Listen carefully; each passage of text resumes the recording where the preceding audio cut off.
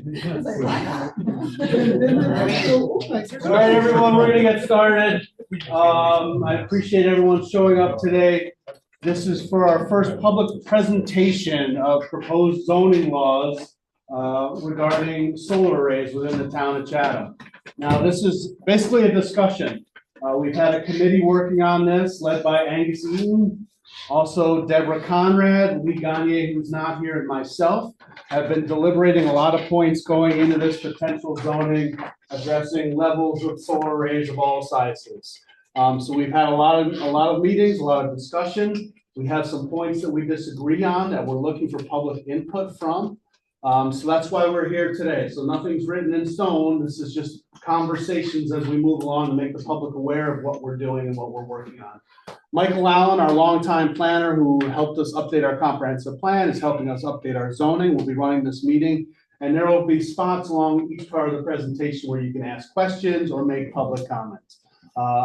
There are refreshments in the back. Maybe we should reserve those, everyone getting up and hitting those until we have a break in the presentation. I also ask everyone to sign in just to show the attendance. And if you're interested in for future contact from the town about any events we're having, you can leave your email too. So again, thank you, Angus, Deborah, and Lee Gagne for the work on the draft. Thank you, Michael Allen, for moving this all along with all of our different concerns in the town of Chatham and the plans that we develop. And that being said, Michael Allen, ladies and gentlemen. Thank you very much, Danelle. Welcome, everybody. Thank you for coming out this Saturday. I'm glad the storm is working in our favor. And thanks to the North Chatham Fire Company for hosting us. As Danelle said, my name is Michael Allen. I've been working with the town as previously on the comprehensive plan and now on some of the zoning updates. In particular, the new update regarding solar energy in the town. One of the goals of the comprehensive plan was to address that issue more globally and to better satisfaction. And so I've been working with solar committee, the members you see here. I initially drafted an initial solar law approximately about a year ago that was based upon the New York State model solar law provided by NYSERDA, using that as a structural framework, and then adding into it additional ideas, recommendations. And since then, the committee has taken that and been adjusting it, making some changes to how we do the tier system and putting some thought into where we might like some of the different tiers to be allowed and so forth. And that's what we're going to go through today. So right now, goals are to review the plan as we have it right now. A copy of the draft law as it currently stands is available through the link on the town website right there. So what we'd like to accomplish today is providing a recap of the solar issues the last several years that we've been facing, provide an overview of the current draft. There's a lot of detail in it. I want to kind of try and hit the big points as we go along. But if we feel like we want to get into more detail, we're prepared to do that.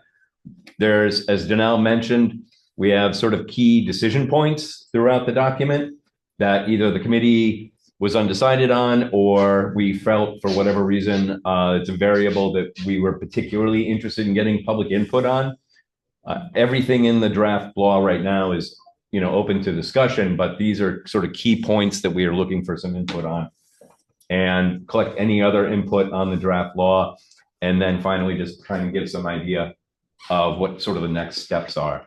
So solar issues to date, if we go back a couple of years, back at the beginning of the comprehensive plan process, we had a public survey that tried to identify what types of solar installations the community was comfortable with. So we had a series of questions. The first one being, how much are you likely to support or not support promoting small-scale residential or agricultural solar energy systems that would be available just to generate on-site electricity, just for your own on-site use? Unfortunately, my video is in the way here. Let's see if I can move that out of the way. 56% said they were very likely to support allowing that in town. Not surprisingly, 12% felt not likely to support that. Moving up to like a higher tier. How likely are you to support allowing solar energy systems in town for off-site consumption? So it would be generating electricity there that would be then sort of shipped for use by other people off-site. For off-site consumption that are approximately 20 to 30 acres in size, 38% said they would support that, whereas 28% not likely to support that. This became somewhat of a pivot point, we noticed, when we start to get into systems that are larger. We asked the same question about allowing solar energy systems in town for off-site consumption that are 30 to 100 acres in size. Here, public opinion tipped, 50% saying not likely to support something like that, 21% saying very likely. And then moving further on to larger systems, how likely are you to support a solar energy system that's 100 or more acres in size? 62% not likely to support, and 15% very likely. So going back through that 30 acres in size seemed to be kind of the last tier where people were comfortable with, and it was sort of a tipping point. So when we got into the comprehensive plan, there were a number of goals that we produced in the plan that address the issue of solar in no particular order here.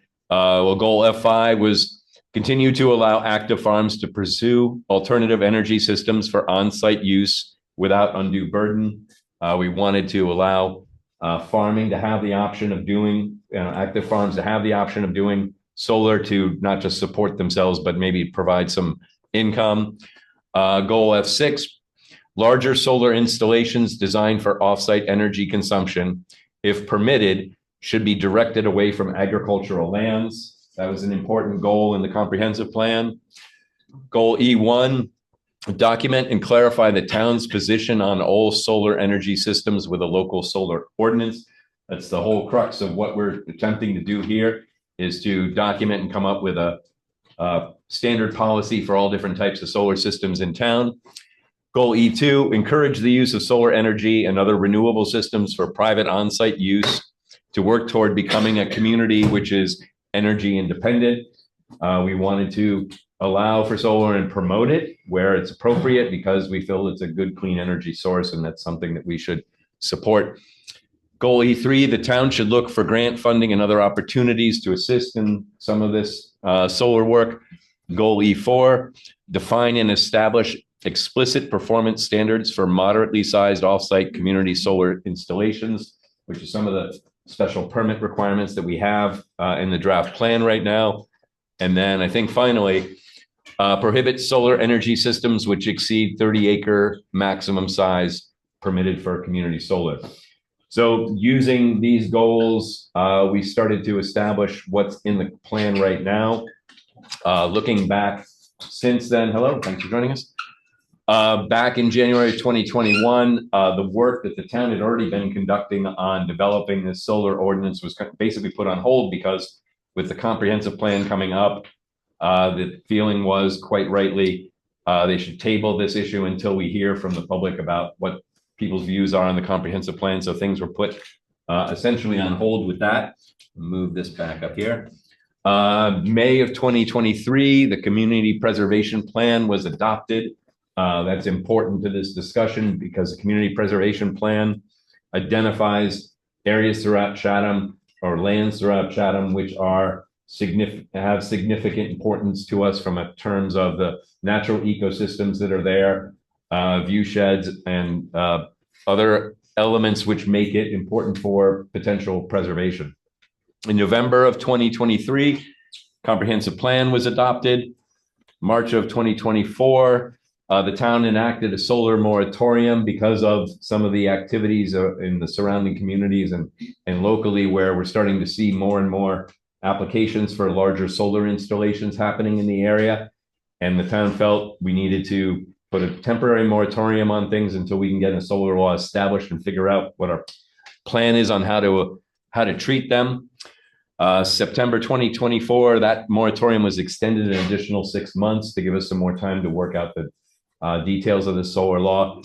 As of right now, we're anticipating the need to, unless things go really well tonight, we're anticipating the need to have one final extension on that moratorium until we can get this local law buttoned up and adopted before any further solar activity is moving forward. So the draft solar law, if I could give it sort of an overview, hopefully some of you have had an opportunity to look at it online before.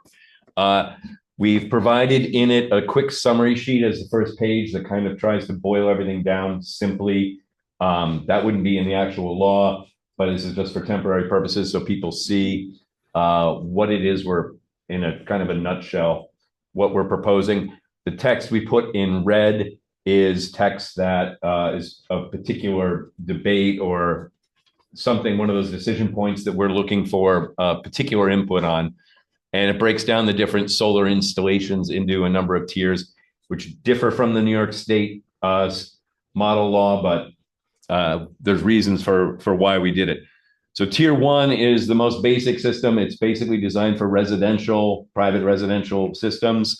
It's designed for on-site use, so you're not allowed to collect more than 110% of the energy that you generate on site. It's basically limited to anything below 25 kilowatts in power generation or electrical generation. One of the things that we've been debating is looking at maybe also just having an area square footage limit on it, say 4,000 square feet in size if it's a ground mount system. So it's not any larger than that. That is one of the things that we're looking at right now.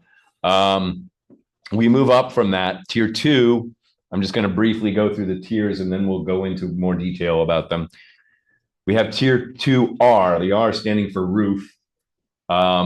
This is for on-site use, roof mounted, and this would be systems that are larger than 25 kilowatts in size. We don't have a square footage limit on this because the idea is however big your roof is, you can use that entire area for solar. We don't care how big it is as long as it's just on the roof. The alternate to that, or the counterpoint to that, is tier 2G, G being ground mounted. So we have roof mounted and ground mounted. So that would be larger than 25 kilowatts, but it has a surface area, if you will, or land area limit of no larger than 8 acres. That is the idea here, is to a lot of the solar energy laws, including the model solar law developed by NYSERDA, breaks the tiers down by kilowatt hours in the sizes of the tiers. My position, and I believe the committee agrees with me, is that you can't see electricity. We don't care how much electricity you're generating. We're developing this ordinance because we're concerned about the visual impacts of some of these installations. So we just care about how big it looks on the landscape. So limiting it by power consumption doesn't seem to make as much sense as limiting it by physical size. Some years from now, they may develop solar panels that are twice as efficient as they are now. We wouldn't want to say, no, sorry, you're not allowed to generate any more electricity. It'd be great if they could generate more electricity with the same amount of size. So we don't want to limit it by a kilowatt hours. We'd rather limit it by the size of the installation. And that's why we are transitioning here to an area of the facility. So this one for tier 2G right now has an 8 acre maximum, that 8 being honestly a rather random number that we've decided on. So that's a variable. Moving up from that to tier 3, this is when things change more dramatically. This is for off-site electrical generation. So the facility would be taking in electrical generation for use that would be shipped off or sold to other places that are off-site. That's for ground mounted as well. And we have put the 30 acre maximum size on that based on what the input we heard from the comprehensive plan process. So that would be the largest tier that would be permitted within the town of Chatham as our draft is currently written. There is a tier 4 beyond that for anything larger than 30 acres. And we're defining that because we need to be able to say that anything larger than 30 acres, that tier is not permitted. That is the way it's currently structured right now. So the way this works is we have these first, let's say, several tiers, the last tier being not permitted.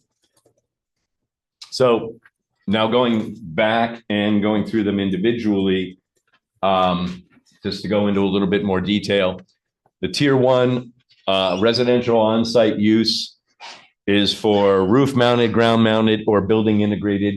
And building integrated means the exterior of the house or something is somehow designed to collect solar energy just by the nature of its technology. You can have solar roof tiles now. You can have solar windows now. There's lots of different technologies being developed that are the building components of the house that collect solar energy.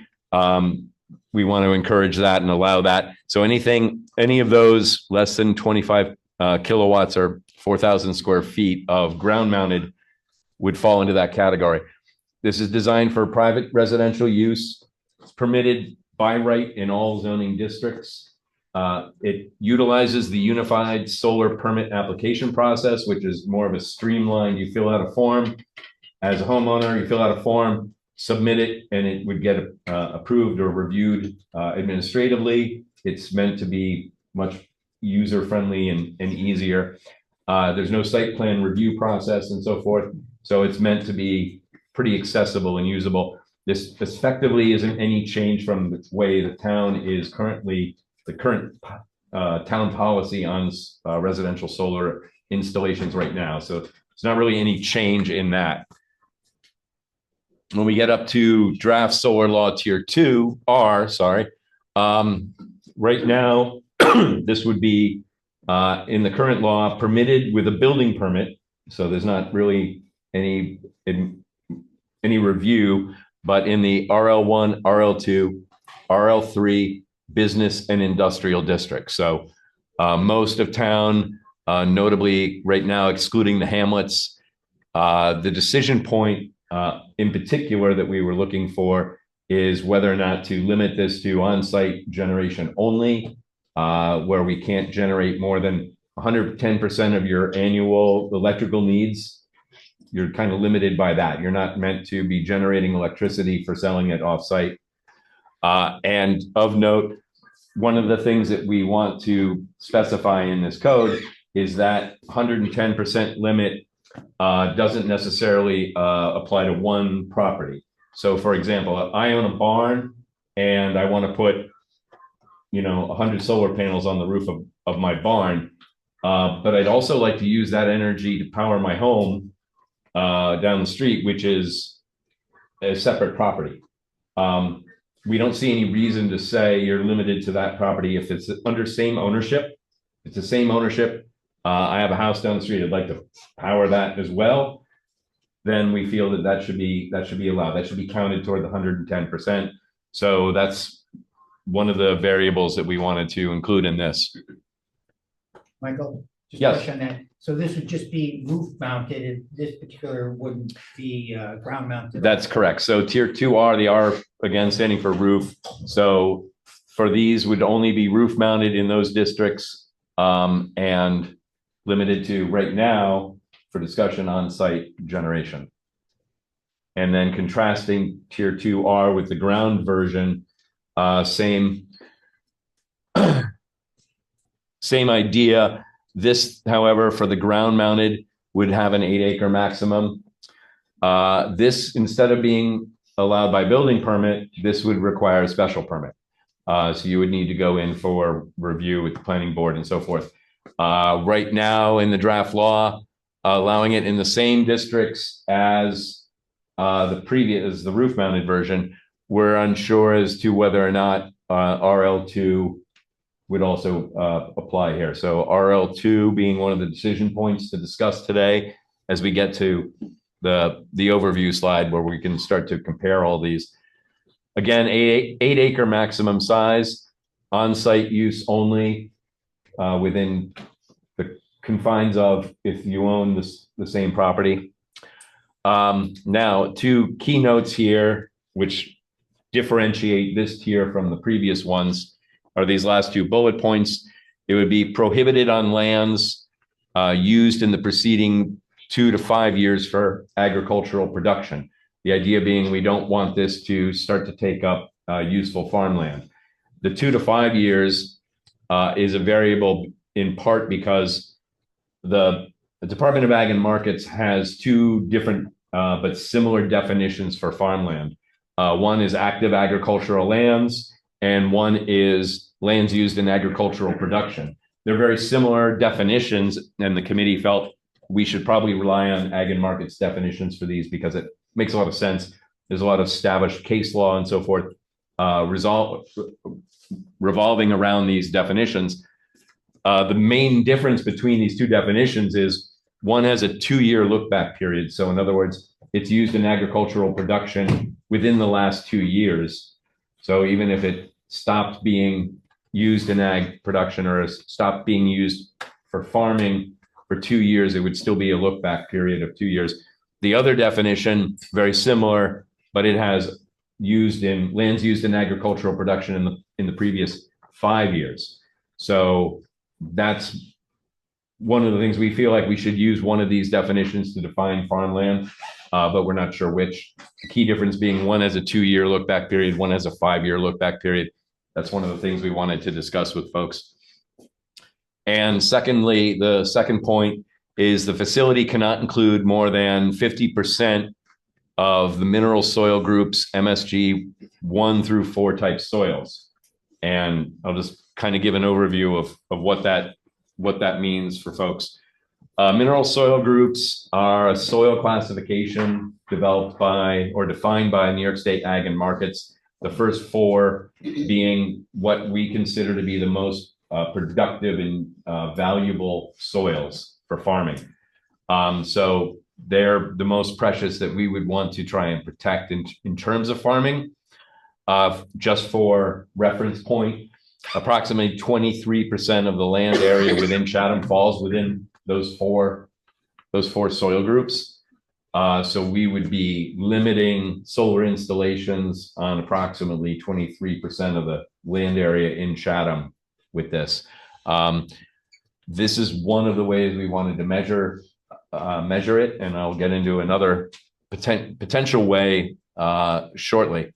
As an alternate method, I mentioned the community preservation plan, which was adopted not too long ago. The community preservation plan looks at the value of land in Chatham based on not just the soils, but many other factors as well, including whether or not there's a presence of aquifers, or there's sensitive natural ecological systems or wildlife on the site, or views or other variables.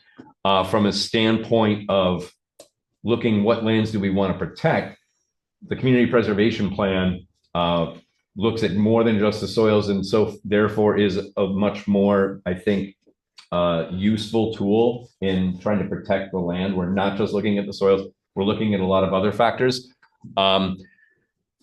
That's the good news. The bad news is it's currently not clear how we would use the community preservation plan in this solar law, because the community preservation plan scored properties in Chatham for the entire property. So if you have a property and a small part of it has a high value ecological resource or so forth, that whole entire parcel could be scored very highly, whereas the remainder of the parcel might not have really anything of value. So to eliminate the entire parcel might not work very well. The other issue with it is because the community preservation plan scored all the properties in Chatham on a scale of hundreds of points in terms of how valuable they are, it would be rather arbitrary for us to be like, okay, well, where do we draw the line in that scoring system? Do we just say it's here, and anything higher than that, you're limited on doing a solar installation? It becomes very arbitrary, and we would have to essentially develop an arbitrary number or numbers to regulate solar. So it's trickier. The alternate method of using the community preservation plan has some advantages, but we're not sure how to actually utilize it. So that's something to keep in mind. So just to recap, the solar tier 2G, as I just mentioned, it would be prohibited on lands used in the preceding 2 to 5 years in agricultural production, and not more than 50% of the facility. Let's say they had a 20-acre proposal, not more than 10 acres of that solar field could be on sensitive soils. And then there are other special permit requirements on top of that to be complied with. Moving up to tier 3, this is where we start to get into larger systems that are really designed for more community solar. This would also be special permit and require special permit and site plan review in the industrial district. And we're also considering the possibility of a solar floating zone.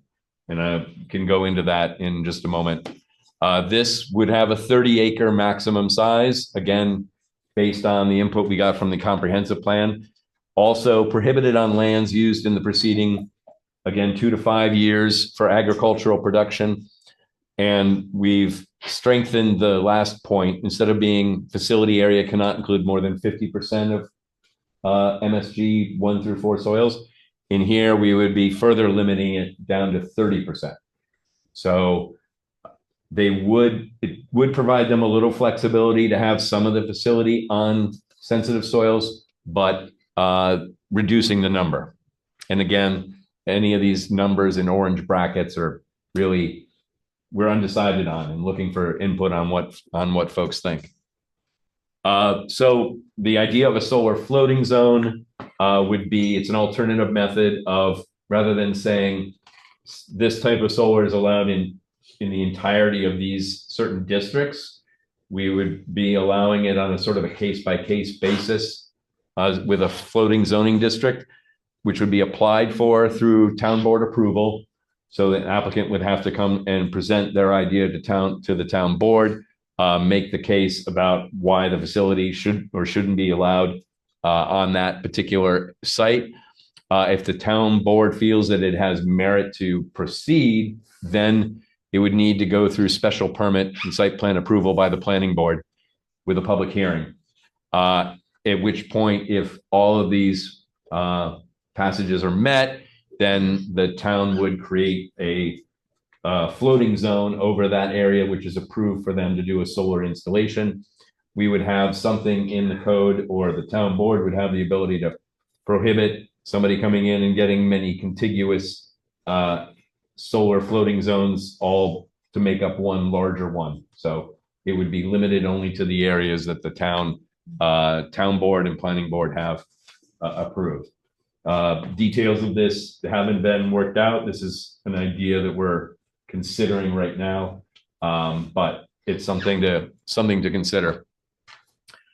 And then finally, as we get to the last tier 4, this again would not be permitted as supported by the comprehensive plan. So I want to summarize all this because I apologize, there's a lot of information here, there's a lot of variables, and I can understand it's confusing. So we're trying to summarize this, and then we'll start to open it up to some conversation and so forth.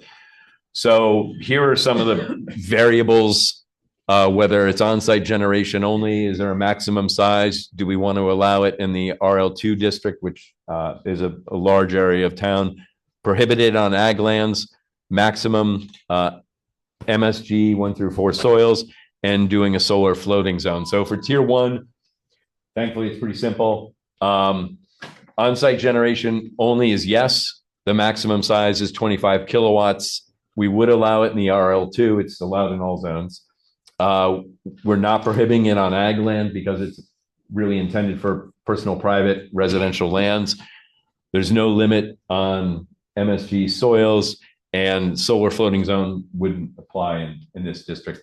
That's fairly straightforward and kind of in keeping with the way things are currently operating right now. When we get to the tier 2 roof installation, on-site generation, limiting it to only on-site generation. This is a variable here that we want to discuss, yes or no.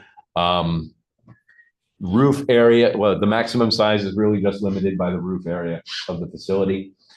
Do we want to allow it in the RL2? Right now we have yes, prohibited on ag lands, doesn't really apply because this is a roof mounted situation. If the building gets built on roof on ag lands, I suppose that's a separate question. Maximum MSG soils, again, not applicable because this is just a roof installation. So tier 2R, the real question is yes or no on, do we want to limit it to on-site generation? Tier 2G, we have a lot of variables in this case. This is the ground mounted system.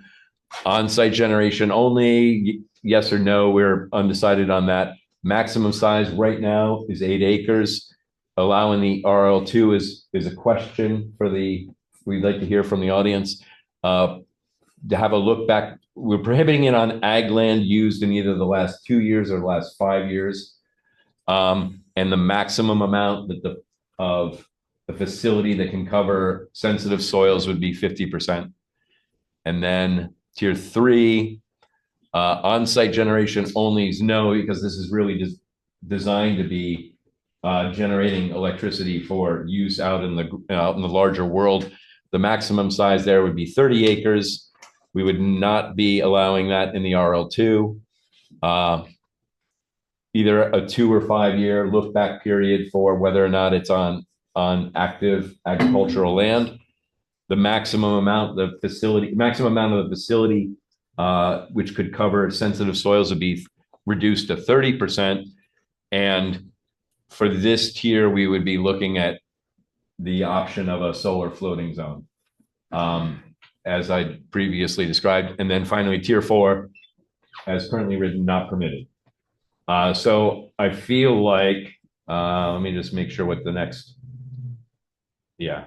I feel like this might be a good place to pause with this summarized here, so everyone can see the different options and variables, and want to start taking some questions from folks here. So with that, open it up to questions. Yes, sir. Just a quick one. Is allow an RL3 and tier 3, it says no, but if you have zoning zone, yes, then it could be RL2, right? You're not excluding RL2. That's a good point. Well, we could write the floating zone to be, the floating zone is allowed in these districts and exclude RL2, but that's a good point. The floating zone could be written so that RL2 is still a possibility.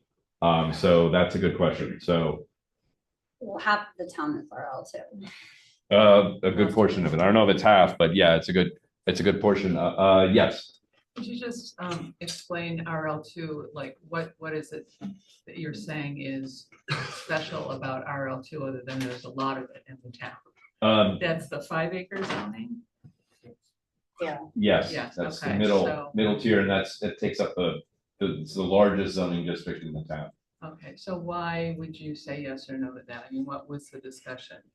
Was it too complicated? Well, I think because it takes up such a large area of the town, it was questioned as to whether or not we just wanted, if we exclude RL2, that takes a lot of area off the table for solar. Whereas we could make the argument that even though the RL2 is a significant part of the town, if we have these other variables in here for whether or not it's on ag lands and whether or not it's on these soils, is that enough to create the protections that we need? So that was the main idea. Well, I'm just. So does that go to rural character, that you're trying to protect rural character? Yeah, essentially, yeah. Okay. Sorry. Yes, sir, with the glasses. Yeah, I'm a little confused, I have a few questions and comments, but Can you I'm speak up? a little confused by the proposition that land use is either for solar or agricultural, but not both. The reality is that there are plenty of dual uses. Specifically, much of the land in the town is grazing land. And it's been shown that grazing and solar work very well together because owners of solar have to cut the grass that grows too high. And especially sheep grazing has been very successful, demonstrated to be very successful as both economic and less polluting than mechanical removal of grass. So I think writing into law a distinction that prohibits a better dual purpose use is imprudent. We should not lock ourselves into a situation that we cannot allow innovative and useful use that allow for both situations. Certainly. We did, and this was covered slightly in the comprehensive plan. We did open the idea to dual use where you have solar and ag use at the same time. The reality is that a lot of the ag uses that best suit themselves to like a dual purpose solar, that type of ag use isn't commonly found in this region so much. But it's still, it's to your point, it's still an option. Well, you know, much of the agricultural land in our specific town is grazing land, so and is a compatible with solar. It's actually beneficial with solar. So I'd suggest that. So perhaps providing an exception where solar could be provided on the site, even though it's solar could be provided on the site, provided it is done in dual use. Yeah. Okay. Yeah, and I think that applies also to the limitations with respect to the soil type. Because again, a lot of this good soil is actually used today for grazing, not anything more than that. And grazing is actually pretty good for the environment because it's all wild vegetation. The other comment that I have is about roof installations. I'm sorry, roof. Roof installations. Yep. I think since the roof is already there and the building is already there, I don't see any reason why we should limit roof installations at all. Meaning, so what if it generates a lot? I mean, the roof is there. It's not gonna change anything. So if you approve the building, might as well let it have as much solar as it has area. It just, to me, that's just common sense. Okay, no, I agree with your point. I'm not sure, correct me if I'm wrong, I don't think we are limiting the roof area. Okay, yeah, but that, to your point, that there doesn't seem to be any reason to do that. The last comment or question is there are basically two broad kinds of objections that I've had to solar. One is land use and the other is visual. It seems that people get very loud about visual, at least in other parts of the county. But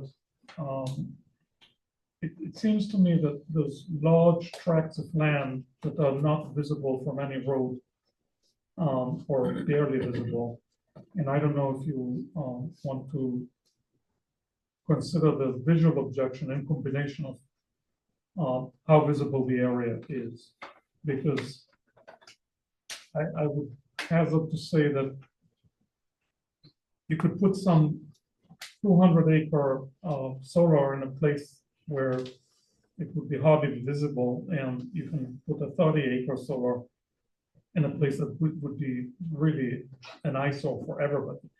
Yeah. So, maybe you could consider something to the effect of, like, you know, how visible is it from well-traveled roads or something like that. I agree. Getting into that makes things much more complicated because visibility becomes a little bit subjective. Also, whether or not it's on a hill makes it more visible. But these factors all make the code a little bit more complex, but that is something we can look at. Correct. But these larger tiers are subject to a board review. So all I'm saying is you don't need necessarily to lock it into law. You can give the committee some leeway in decision making on a case-by-case basis. So maybe larger installations, they would require some sort of a view shed analysis that Something looks like at the that. visibility of it. Yeah. Okay. That's all I'm asking. Thank you. A lot of other people, ma'am in Grace jacket, yes. I was thinking, you know, what, I come from California, and what we see a lot is like, I effort that most places now, they have the parking lots are all with, solar. And it is incentivates the business to put that in there to help the environment. Maybe we could have some, I don't know how those rates work or nothing, but that could be something that we could use. We make shade in the cars and we make money for the town. Yeah, one of the photos, I think it was tier 2R that we had, and the example was a parking lot with solar above it to shade the cars, and it's already a parking lot. Why not? So that's something. Are you suggesting that we try and incentivize that? Yeah. Okay.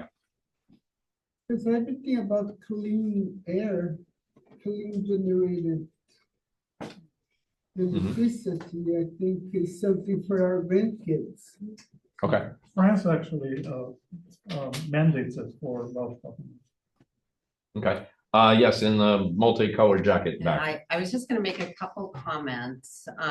One thing when it comes to community solar, the community solar doesn't use transmission lines. So they need to be near a substation. So that affects the the logistics of where that 30 acres might be. So it might be on a roadway because, it might be proposed to be on a roadway, for instance, because the substation is within 2 miles. Right. And so if it's not, otherwise they can't install it because they don't want to have the big transmission lines, which utility scale would use. Right. The bigger ones. The other question I had or comment was at the very beginning of the slide deck, there was a comment or a blurb about supporting agriculture, the ability for farmers to have their own solar installations. And so I'm curious why under 2G, tier 2G, prohibit on ag lands, 2 to 5 year look back. If you're supporting farmers to put solar for their own purposes on their land, wouldn't that land have been used potentially like in the past 2 to 5 years? Potentially, yes. That's the balance we're trying to find is on one hand, we want to protect ag lands, and on the other hand, we want to give farmers some more option. And so finding that right balance is part of what's causing some of this debate. Obviously, if we were to say on-site generation only, no, and allow a farmer to generate it for off-site generation, then that changes that variable there. So if we're prohibiting it on ag lands or so forth, that would have to change. So some of these are kind of independent or interdependent to each other. So that's part of what makes this a little complicated. The idea is, if a farmer says, I've got all of this land, I'd like to carve out a small amount of it, which is perhaps my least productive land, and use that for solar, that they have that option rather than saying, They absolutely can't have it. So maybe it's not used for a couple of years, then it becomes eligible. Or it might be land that they own, but they just never really use it for actual farming because it's not their most productive land. Then they would still have that option. Right, and to this gentleman's point about agrivoltaics, Mhm. what if the farmer decides that he wants to install a ground mount, but raise the panels up a little bit? And that could provide shade for the cattle or what have you. So again, it's a dual purpose. Okay, thank you. Yes, sir. Trying to get a handle on the size of a tier 3 array in terms of power generation. So correct me if I'm wrong, but my understanding is roughly 5 acres would support a megawatt. Is that in the ballpark? Offhand, I don't know. I'm not sure I want to specify one way or the other on that, but Well, that's my understanding. So Okay. if we go with that, 30 acres would support a 6 megawatt facility. And then if it's limited by the MSG 30%, it would be 2 megawatts. I'm just trying to understand from the power generation point. right. So you're saying it's with these current acreage limitations that we're looking at generating much more power than you expected? Well, it's a significant amount of power. Just I Right. guess everybody should realize that. Right. So 5 megawatts can supply if it's offsite, is enough power for 150 residents to subscribe to that solar generation field. And it's 30 acres is about 5 megawatts because they have usually borders and construction roads and different things where they have to have setbacks. Mhm. To make it work for 30 acres. Okay, it's in the ballpark. Right. So I again, we're backing into this from the standpoint of we feel that based on what we heard from the comprehensive plan, we're trying to limit on a reasonable size facility and work backwards from there. Yeah. Not, I think, looking at this so much as how much power it's generating, but looking at this from how much of a potential visual impact. Okay. Yes. Hi, so I'm going to tier 2G and the soil issue. What if everything is fine, but the panels are in the wrong spot?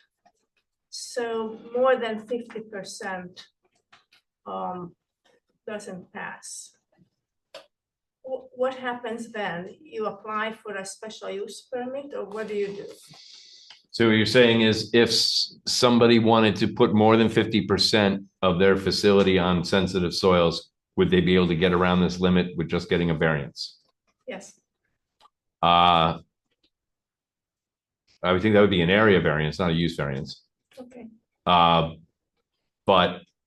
I mean, my understanding is that we have to provide that avenue for someone to appeal and get a variance, but we could also, I mean, perhaps consider the idea of not permitting this to be allowed by variance. You can't get around this by variance. And I'd have to check and see what the legality of limiting that is. But that's something to consider. So you don't want it, if I interpreting your question right, you don't want an applicant to be able to just get a variance and get around that 50% limit, right? Right, so the law should be clear as to, because that may be a popular, larger, larger.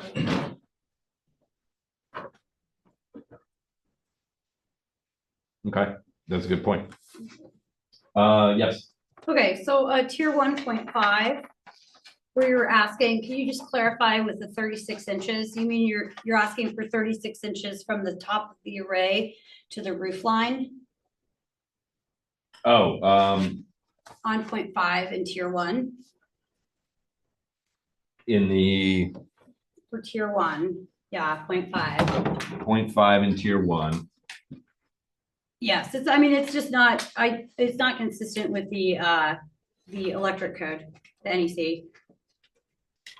Okay, not consistent. So I mean, basically this is about, I mean, if you mean, you can't have 36 around the whole array or just at the top. I mean, it's unclear what you mean by that. As far as if a roof mounted having clearance around the array so that you can get for access installation, Yeah. emergency systems. So we should double check that. Yeah, you should, because essentially as written, this would be a backdoor prohibition to tier 1 rooftop solar. Yeah. And then when it comes to tier 2G, I feel like you're trying to regulate too broad of a category. So solar arrays for tier 2G would, like the one that came, for those of you who were at the town board meeting last night or Thursday night, that means that oversized residential arrays would now be regulated under tier 2G, right? Right. So I mean, that's totally different than 8 acres of solar. So you're saying you'd have to have a decommissioning plan and go through all this crazy stuff that you want to have with something that's an actual solar farm, but you're looking to use like solar farm criteria to regulate somebody who has an oversized residential. That would be a very array. oversized residential installation. That's anything over 25 kilowatts, falls into 2G. Yes. So if I wanted to build a 50 kilowatt array in my backyard, which isn't that big, I wouldn't be able to do it under this paradigm. So you feel that's too limiting for a residential? Yes, if somebody, you're trying to regulate.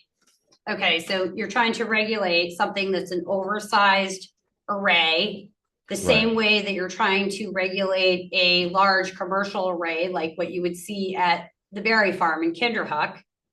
Mhm. And then you're going all the way up and putting it in the same category with something that's 8 acres. And there's a big difference between a 200 kilowatt array and an 8 acres. I mean, I think once you get above 1 acre of solar, that's when something goes from being, oh, this is a big solar array to this is a solar farm. Right. I mean, visually. Okay. So that's highly problematic that you're trying to regulate these things under the same paradigm, because there are 3 different things. So page 7, when you're talking about, this is for tier 2 as well. G, you're saying that it can't occupy more than 2%. That's what it says in the body of the text. Is that correct? I can pull up the. So it's 2% of MSG1 soils. Oh, no, I don't want to zoom. I want to, why is it doing that? I want to zoom. I want to go down. What page did you say it was? Page 7.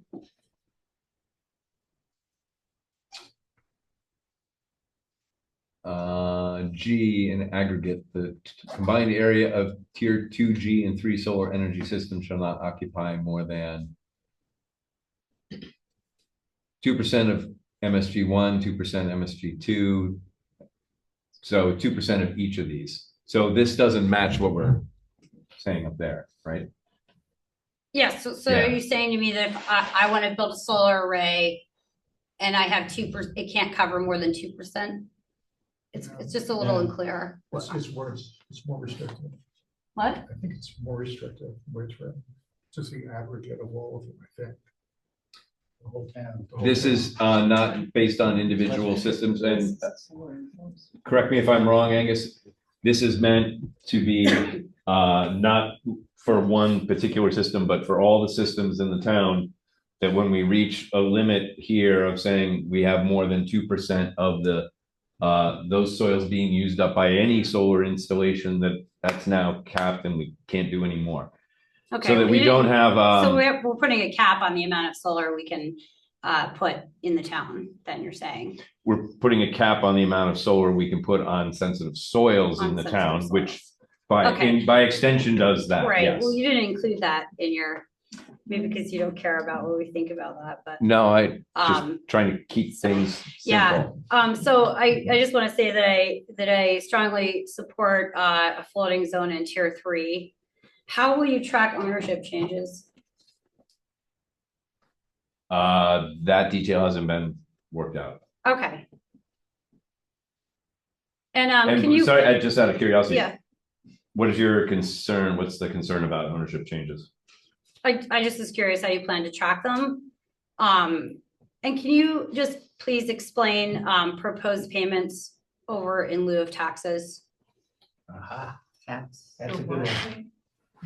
What do you want to know? I say that's a good one. About proposed payment in lieu of taxes Which section? for tier 3.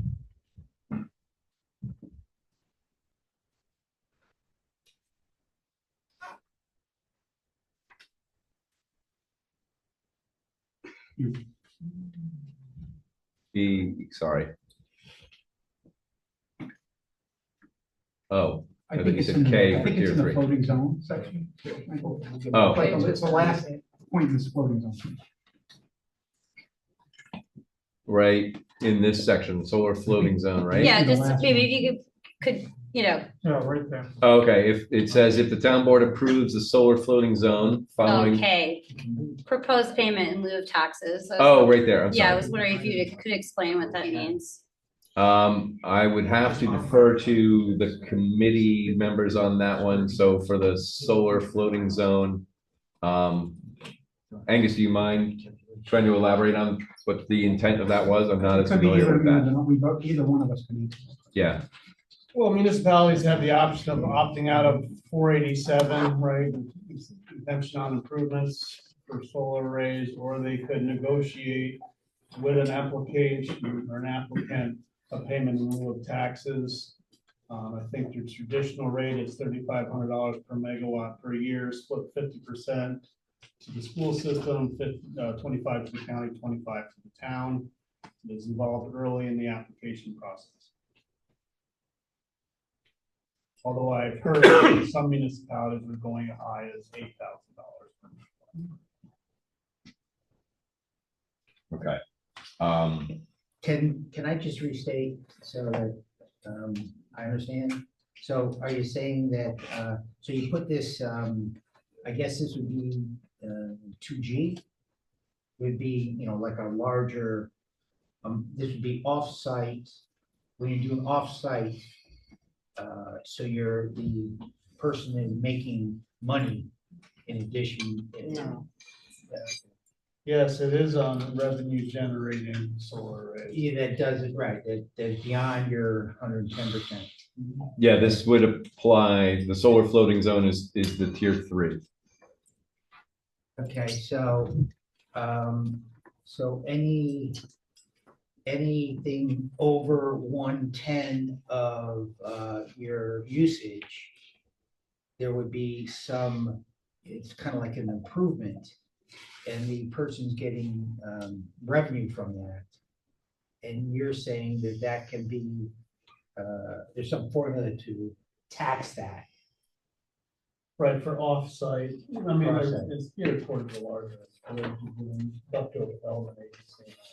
Now, is that a requirement? Is it, The towns can opt out of this 487, which is an incentivized tax rate. you can opt out not to get the taxes? Okay, so, as a. But then that's a blanket on all, so when you do that, it's a blanket on all solar arrays in the town. We can at the next meeting present more of the side of that because I'd like to have more detail. Angus, do you have anything to add? When you say opt out, so what opt out means is the opposite, John, I think, of what you think it means. Opt out means that you would apply, right now there's they're exempt from taxation, but the municipality can opt out of the exemption, and then they would have to pay whatever the full value of the array is, pay the property tax and whatever the full value of the array is. And what Danelle was saying, you can opt out, but you have to opt out for everybody. So anybody who has solar would have to pay that even residential would have to. And the other alternative is to make sure, and municipalities have to be very careful about this right up front, make clear that you want a payment in lieu of taxes. Danelle said, what did you say, 3,500 to 8,000 per acre and split between all the various town, county, school, right, Tim? Yeah, school gets the bulk of it. The school would get the, which is true, school and county get the bulk of what the taxes are. And I guess my thought is a couple of things. One is that we're doing a lot of work with, and stop me if you think I'm off track, because I don't want to waste time here, people's time. But Okay, we're doing a lot of work and encouraging people, subsidies to encourage, home ownership for people that probably can't afford ownership. And as a result of subsidies, we're taking a tax hit. So one of the things that I'm not sure that people, if I'm correct, are taking into account is that this can help increase tax, our tax revenue, and therefore decrease the cost perhaps for some taxpayers. That could be an offset, like if I agree with the points about seeing the solar farm or solar array in the upper tier. Like I could care less if I don't see it. And I also think that restricting a property owner or farmer to by these other measures in here about soil and percent of farmland or even any farmland, I just don't think that's right. I think my thing would be, and it's kind of I'm making a point by being by taking things to extreme, but that's why my feeling is that I don't care if I can't see it. okay. Sorry, going back to your question about the payment in lieu, did that address or answer your question about? Kind of, but it does it makes a difference for me a little bit. I mean, I think the public should know whether or not we benefit financially from having these things here. I mean, it's not all aesthetics. Money does come into play sometimes. And then, I'm not really in agreement with this, like what John was saying, that the 2 to 5 year, if it's been an ag, I think that just, if you want to protect farmland, go take a bond out and protect it. I don't think a lot of times this is about, I think it's about being, wanting to protect farmland. I think it's about being NIMBY. And I think it's also about, being afraid that we'll lose space for housing developments. So in other words, you don't think that the limitation on if it had been farming recently, we should include that? I mean, you do have to be careful that there could be competition, but we basically know where we can put solar in town and where we can't put these big farms. Okay, do you feel, I mean, we have kind of two measures in here, one being whether or not it's been used as active ag is one of them. Oh, I got the wrong thing here. And the other one is the soils. Do you feel, and I'm opening this up to other folks, do you feel that just having a limit on the soils is sufficient, or do we want to have belt and suspenders of it's the soils and whether or not it's been used as farmland in the past 2 to 5 years? Do we need both of those? Yes. Comment on that, a really basic question. Are these all mutually exclusive, or would you, I mean, because like tier 2R is roof and the other two on the right are ground. So wouldn't you have a roof and a ground tier working together, or what? Or I may not be as up to speed on. No, that's fine. Yeah, there's a lot of variables here. These are mostly mutually exclusive, but some of these variables would impact others. For example, I think I mentioned earlier whether or not it's on-site or off-site generation would impact some of these other things. But I suppose you could have a facility that's half of it is roof mounted and half of it is ground mounted, but we would only be regulating the ground mount based on the ground mount things that we're caring about as much as the size, and whether or not it's, on sensitive soils and so forth. And Right. maybe in the future, the visibility of it to that gentleman's, Yeah. suggestion. I think on some of the farms, in this area, like the family farms, it's also a way of like saving the farm to have solar generating some income. Because it's, as we all know, it's very hard to farm. Right. To just be, so what I'm saying is like, would it be too restrictive to say, okay, we'll take this little piece out of like, big, whatever, small percentage, but the good place for solar also happens to have good soil, but we're not gonna be able to keep the farm going if we don't get, you know what I mean, like a balance? Right. So there's that I'm just thinking about. And, of course you wanna balance that with, you don't wanna make it tempting for like developers to come in and just take away farmland, so I understand. There's another factor to this is, Yeah. we very much like the idea of a, farming operation, developing solar on their site to support the continued operation of that site. We want to be careful about crossing the line where it becomes more of an incentive for a farmer to just sell off the land to somebody who's going to put up solar. We'd rather not see that. So we're trying to find, Yeah. a little bit of that's Yeah, where I no, think understand the that. soils, Yeah. I get that. helps to address that issue more than whether or not it's been inactive ag.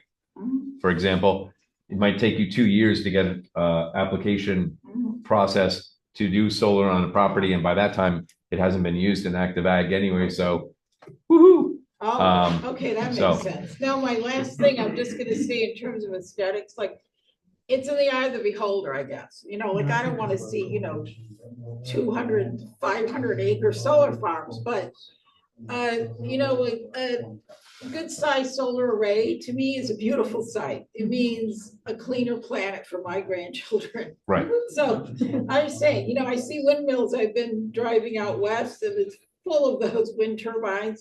They're beautiful to me. Okay, I know I missed a bunch of people. The eye of the beholder. Yes. Yeah.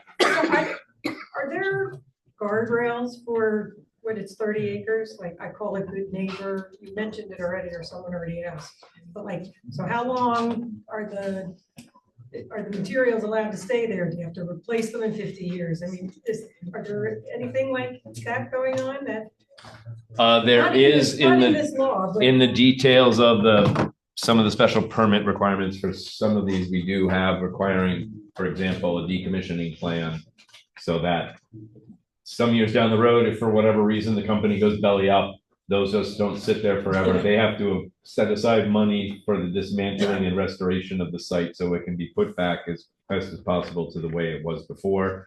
But can we do something? Because I know we all know them, the ones you can see, and you look at it and it's like, they didn't even talk to that neighbor. Like, they could have done something to help out the neighbor. As far as like screening or Something. I mean, something. You can.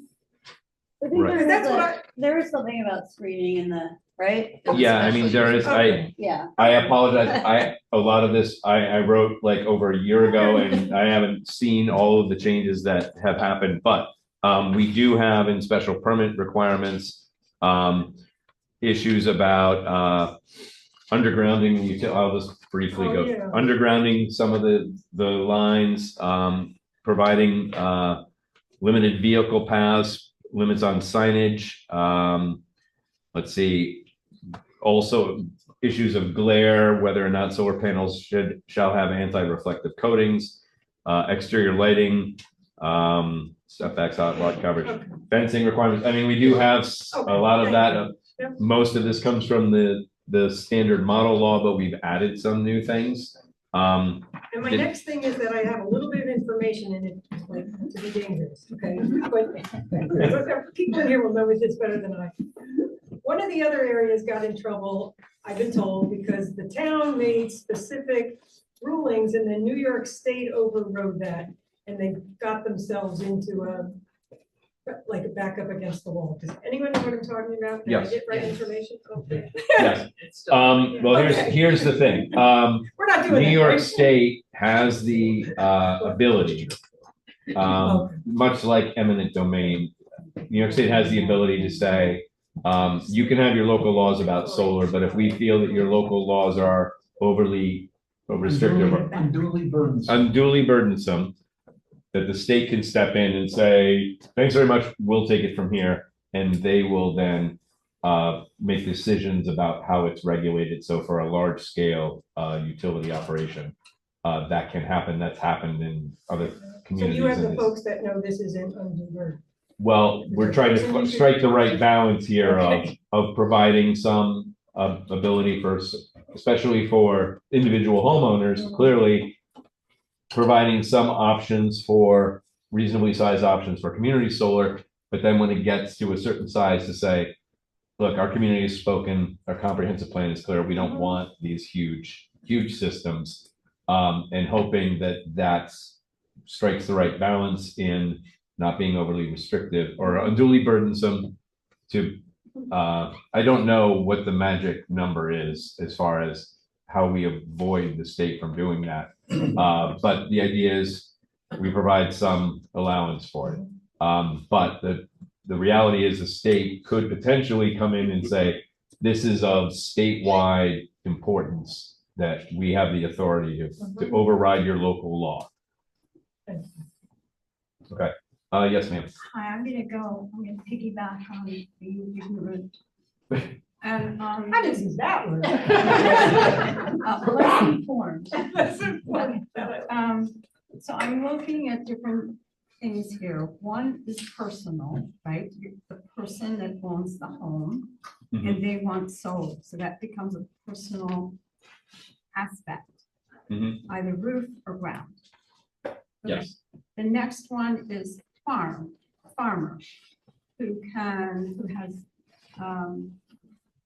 wants to have solar to help support the farm function. Then there's the developer that wants to come in and develop, and it could be an individual. They want to do up to the 30 acres. So these are different interests for solar usage.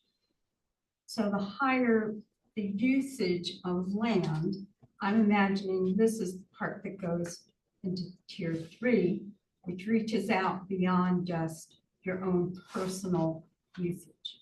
Yes. Okay, so then I just wanted clarity on that. That's one thing. And then the other aspects, I think of these solar panels and what they're made of and decomposing. What is their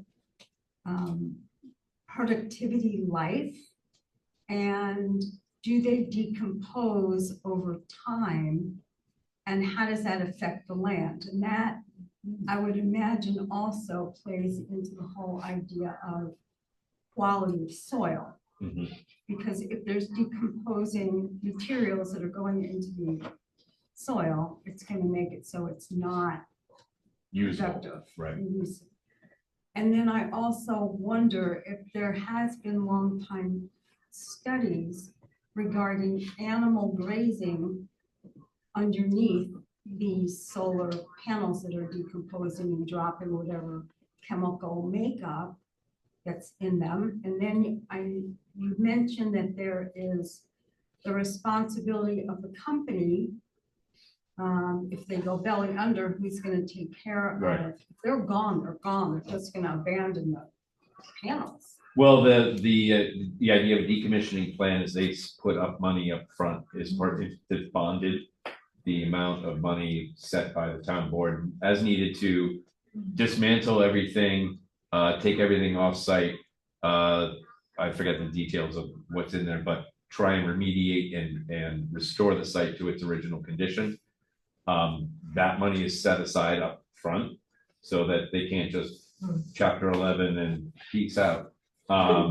So that's the idea. I don't have good information as far as what sort of potential contaminants might be in the soil, but that, I don't know how much data we really have on that yet. But that's, if your comment is, that's a concern and you'd like to see us address it It in is the a code. concern, because Okay. I don't know if I want to eat my lamb chops. If they've been eating, There's no, I'm just saying, you know, there's we're no looking at all pollution kinds with- of like things in our environment now. Yeah, no, I, So One I one guess at a like- time, please. I'm hear just you. on that, you know, like looking. It's a fair point, because as I think somebody just mentioned, everything we're finding nowadays, we're finding all these things in our water and microplastics, and Chemicals. it's just adding up.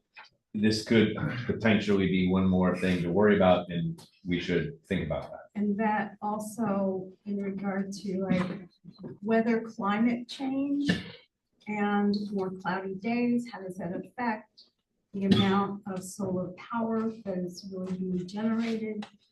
And if there are storms with hail and they damage the panels, who takes care of that? Who's responsible? And is there recycling that you know of for these panels and what they're made of? Yes, there is recycling, whether or not the owner intends to do that or is gonna be, I assume, would be handling any sort of repairs and maintenance that would come from storm damage or so forth. And whether or not you get cloudy days, it's a roll of the dice. Sometimes you generate more electricity than others, but you look at the sort of annual average of what we typically get. One last question. Okay. And that is for the people that have solar on their homes currently, are you generating enough electricity that you're actually saving money? Yes. Yes. Okay. Yes, in the back. I just wanted to add something to what you were saying about tier 3. I think you mentioned that would be like the developer level. But my understanding is that farmers are using, and in this whole area too, not, in Chatham, but, all over, are also part of the tier 3 in that, according to this, anything over 8 acres of 30 or less would be in tier 3. And if you were selling the electricity, the income would, in many cases, helps the farmer keep going. Like, it's not just supplying their own electricity, but they're actually being able to sell it. And then, because, it is very hard to keep a farm going just with your farm income. So it is being used in that way. So it can be, win-win, in other words. It's not Right. just some developer coming in just to make money on solar. That is true. I prefaced it that way as saying that's often how that's done, but it certainly could be used by a farming operation if they have the capability to bring that in as income. And that's why for tier 2R and 2G, we have that as sort of a yes, no as to whether or not we want to limit them to on-site electrical use only. So it's, for example, if for a tier 2 roof or ground mount, if we wanted to say, we would allow you to generate electricity that exceeds your on-site needs and sell some back into the grid. We'd like to do that, but we're not sure we want to open the door, and that's why I was hoping to get some feedback from folks on whether or not we feel that we want to go that far. Yes, in the jacket again. To my knowledge, the state has pretty clear guidelines on how big your array can be, and it's limited to 110% of your annual consumption. For you to inject energy into the grid, that's distributed energy. You have to go through a whole process with the utility. It's not something that a farmer would actually do, is install a system to create income, because they would have to then become a developer, very expensive applications, the utility, it's kind of. Well, they can lease their land to Yeah. a developer. That's the Right. tier 3, right? There, and we also don't want to prohibit that option. If the farmer does want to go through that procedure, yeah, I mean, that's fine. We're just trying to come up with a fairly straightforward system for, if you go to this tier, you're allowed to sell it back into the grid. But obviously we're talking about a larger system than what you would normally find just for on-site use. Right. So, trying to get somebody new here who hasn't, yes, ma'am. I just want to build on some of these comments about the the ability to support farms and solar at the same time, and to ask Bill to think a little more about that. So like thinking about tier 2G and 3 that we've been talking about, I think in the quick summary that you've got so far, you have this language about the facility area shall not include more than 50% mineral soils and collective forest soils unless the facility area includes and maintains an active farm operation. So I take it that the spirit of that is to allow sort of The dual use, right. yes. Yeah, which I think is great. I think that's exactly the right direction to move in, to allow that kind of creative land use that supports both farm and solar. Yeah, one of our unknowns on that is, how do we know that they're going to use it the way it's intended? Yeah. And what's to prevent them from saying in 6 months, yeah, you know what, this isn't working out. We're going to move our cattle elsewhere or move our farming elsewhere, and it just sits there, and it's taken up ag land that we thought we weren't losing. Yeah. How do we how do we control that? Think in general, we're going to have a kind of enforcement issue with the town of Chatham just because we're a small town. And do I have 30 acres of land and one sheep? Well, yeah. Right. But I can see lots of ways to game the But system. my perspective is that I think we should try very much to encourage solar development where we possibly can because of the climate crisis.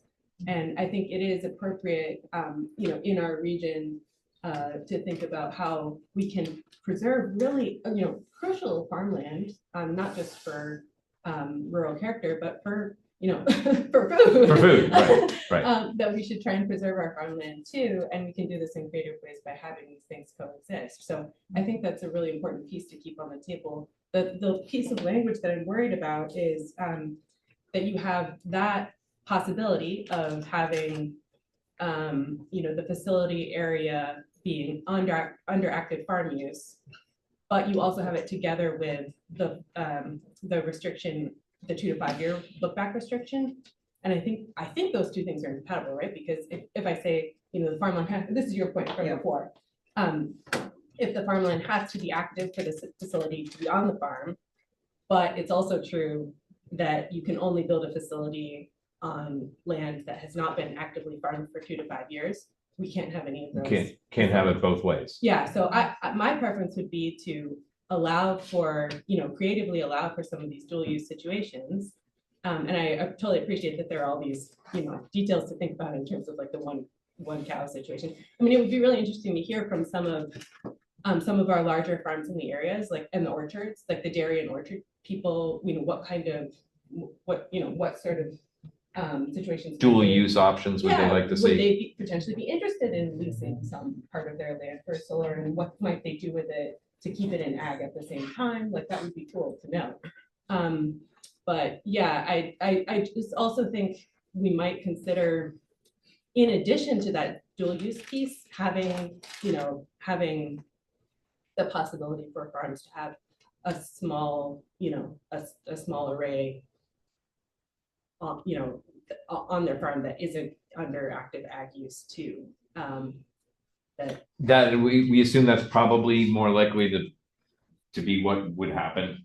The dual use is a little bit more difficult, but. So I think maybe we need to think about the language of like, is it an acre, that is allowed on farmland, that isn't,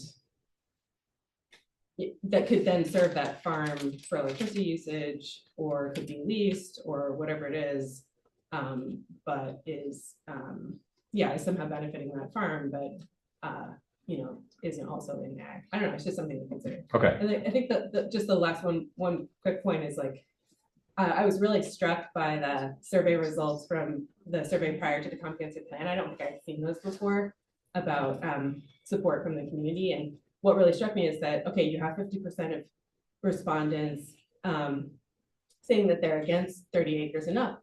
That means you have 50% of people who were somewhat likely or highly likely to support, maybe, or like at least wouldn't reject 30 acres. So I just think I want to register that for this community, that there are some of us who would consider larger projects given the nature of the emergency we're facing right now. So. That's a good point. Okay.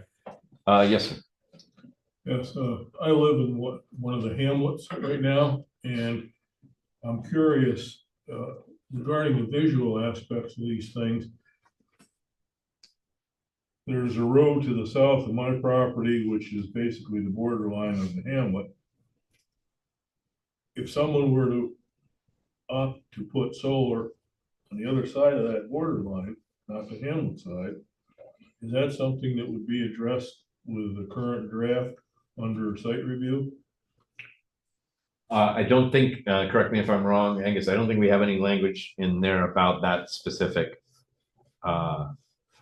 issue. If you live in the hamlet and someone just next door outside of the hamlet puts in something, is there any control over how the glare or your glare view might be impacted, right? Is that essentially your question?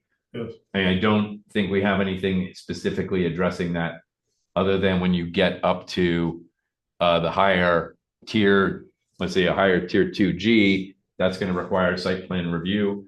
Presumably the planning board would take that into consideration. But the first two tier 1, tier 2R are just done either by right or with a building permit. There's no review of that. It's not until you get up till the tier 2G where it starts to have any sort of review period, I guess, where that would be accommodated. Well, perhaps it should be addressed in the draft so that maybe screening could be an option, depending on the lay of the land and the size of the operation they're looking at.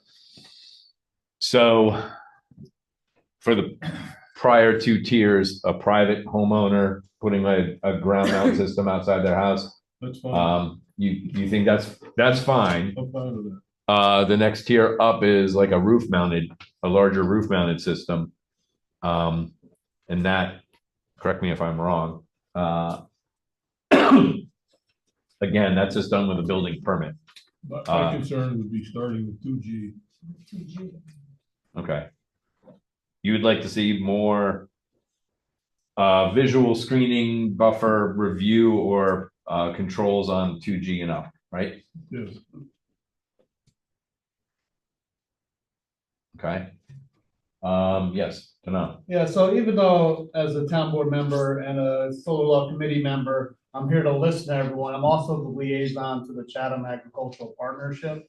So I was asked to read something, and because of the perspective was asked for some of the larger farms, this is a letter that was just sent to the town board, to the solar law committee and the town board of the town of Chatham. The Chatham Agricultural Partnership thanks you for your efforts in addressing the regulation of solar arrays.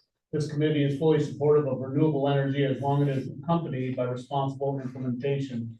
Over the last 2 decades, CAP has worked to produce the Agricultural Protection Plan in 2009, update in 2023, and the Community Preservation Plan in 2023.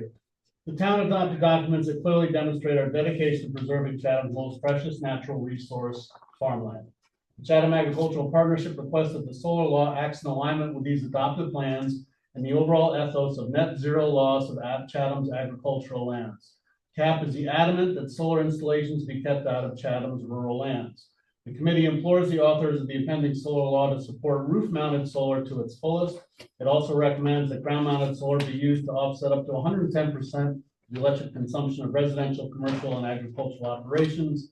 We recommend that larger installations be relegated to the more desolate regions of our nation.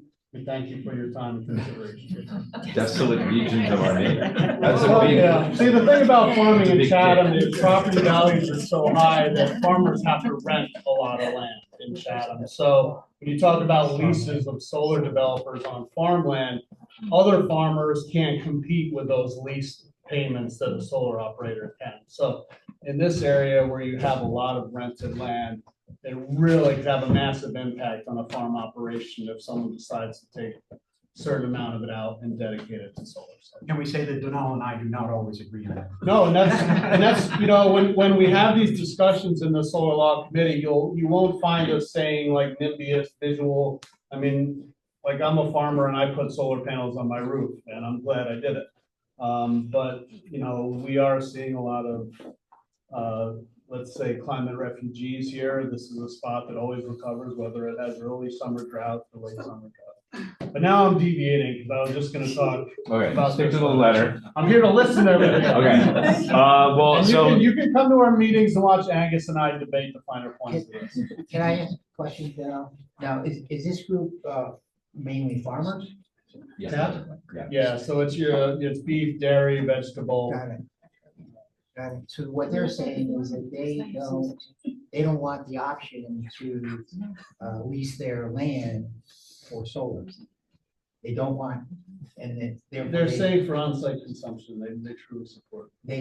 so they don't want the option to make money from solar. That's kind of what it's saying, isn't it? Well, I think it sounds like what they're saying is they more value protecting the ag land than the likelihood that they would go through the process of setting up a system that would be off-site generation of power.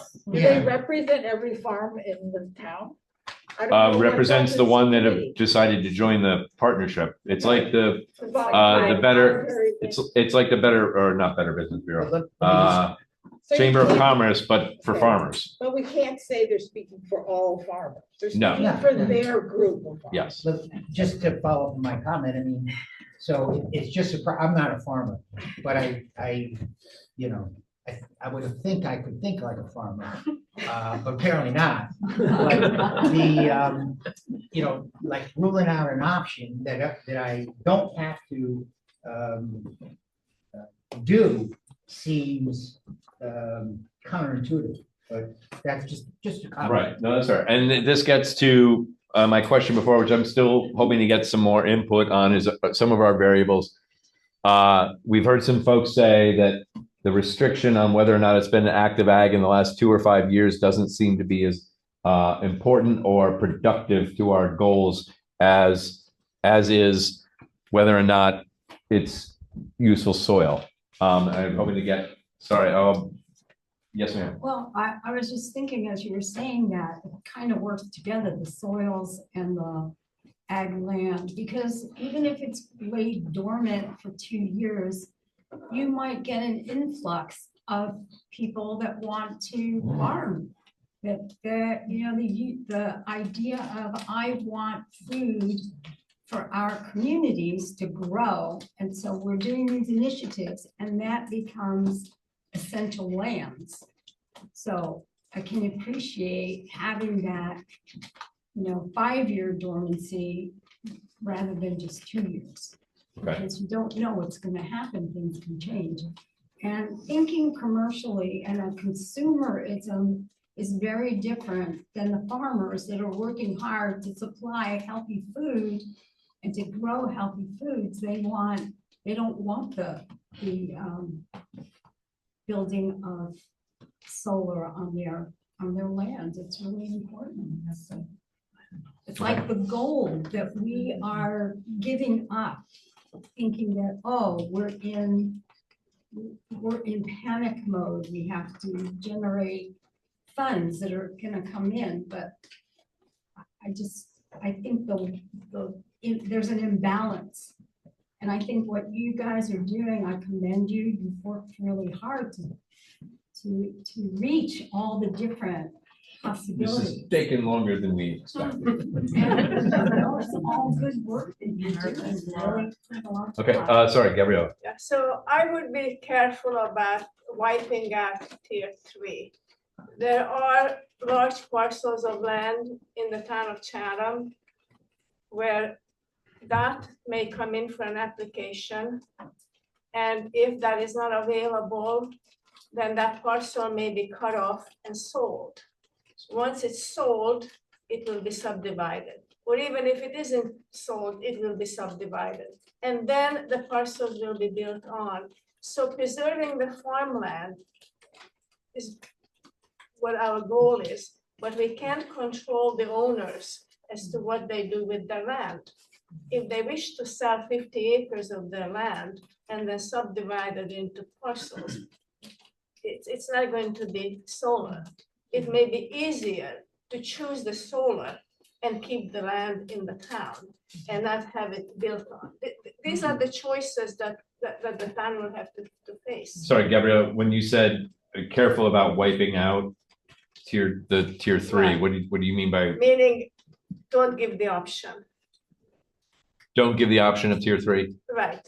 In other words, Don't give if it up. if there are people here who feel that we should not have tier 3 for solar because it's too large, because the 30 acres is too large, okay? Okay. That's my Okay. point, because then the choice will become whether you allow the solar or the land will be subdivided and built on. Those are the choices that's where the So market you're is saying going. keep tier 3? Yes. Keep tier Yes. 3. Yeah, I don't know that Yes. anyone was promoting getting rid of it, and I think then we would trip the boundary of unreasonable state interference. Well, you are considering a prohibition by choosing a solar floating zone versus only in the industrial. And if Oh, you but did it I only mean, in sorry, the I don't industrial- think the intent was to be, it was only that. I think the intent, correct me if I'm wrong, Angus, again, I think the intent was for the larger tier, we were thinking it would only be in the industrial. That's very limiting. What about a solar floating zone Right. instead? Right. And that's what you asked us to consider. Yeah. Yeah. So Those parcels I'm talking about are not in the industrial zone. They are in RL1, RL2, and RL3. Excuse me, RL2. RL1 and RL2. okay, well, I want to try and get a little bit more. What are folks' thoughts about the idea of using a solar floating zone? Are there particular concerns you would have about how that was Could done? you define that? What is? Well, a floating zone, you have zoning districts which are usually pre-mapped out and to say this is what you're allowed to do with this piece of land. Another way to do it is an overlay where you might have an area that's drawn that covers multiple zoning districts, and you could say in this area where it overlaps, you're allowed, the rules are a little bit different. There's a third type that is a floating zone, and that has usually has some sort of parameters about where it's allowed to be put. But it isn't mapped yet. But it would say, okay, we decided we're gonna apply a floating zone to this area because, for example, mining. We might say mining is allowed in this floating zone here because it meets all of our criteria for having something to mine and it's not interfering with the neighbors. Same idea for solar. It would be reviewed and approved by the town board to say, here's an area where we feel it meets all the criteria for having solar, and we want to create it to allow an applicant to do a solar project. In this case, one of the larger tier 3 ones. Do the soil percentages adhere to that? Or you In a break floating that zone. down? I mean, that hasn't been written yet, but we could put in whatever restrictions we wanted right now. I think one of the questions somebody had was, do we allow it in R2 or not? And what we could do hypothetically is say the floating zone is allowed in all of these districts except for R2 or so on and so forth, or not include that prohibition. So we have the flexibility to write it, however, the idea being it could potentially go anywhere within the confines of where we say it could be allowed, which gives us flexibility, but also on the other flip side, I imagine it causes a great deal of uncertainty for people to say, I don't know where one of these might land. So we're trying to strike that balance.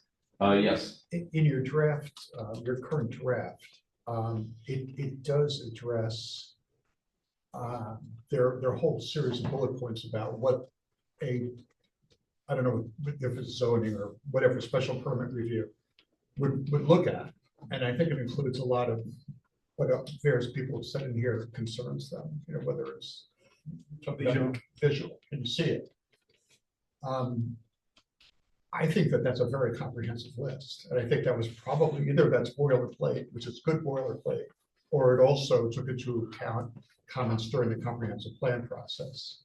I think that's exactly the type of review that should be done. And I would certainly support that. I think if you limit this to the industrial parts of this, you know, town, forget it, you know, you're gonna get one. Right, no, a lot of it comes from the New York State Model Code that is provided, but I've added some additional requirements that I've found from other solar ordinances around other communities that I said, hey, this is a good idea, let's add this. And I believe the committee has also added some, so we've, as I think I mentioned, we've taken that solar model code and just kind of used it as a starting point to build up from. And then sort of modified things a little bit. You continuing? Sorry. Just to follow up on that, I am curious, because I would support floating zones, but I'm concerned that if you rule out RL2, and if you have this very low percentage of these soil types on an aggregate basis, I have no idea how many acres we have in the whole town. 33,000. 33,000, so what's 2% of that? 600. 600, so, okay, so you're talking about 20 of these max, which will never happen. Never happened. Never happen. Okay, cool, but you got enough headroom, so you can make a meaningful dent. Excellent. Yeah, sorry, that would have been a good exercise to do, is to math out, okay. Yeah. Hypothetically, how much would 2% of this soil be? Right. So. And then you go to this lady's, she's not there anymore, but the lady who's talking about substations and all that, and then you know it's a practical matter, you're not gonna come anywhere near this. So, unless. Until magic somebody runs new three-phase lines and so forth. Yeah. Okay. Other thoughts on the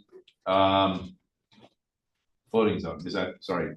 I don't, that's No, okay, no, well, what were you gonna say? I just wanted to reiterate that, that you're trying to regulate three different things in tier R2.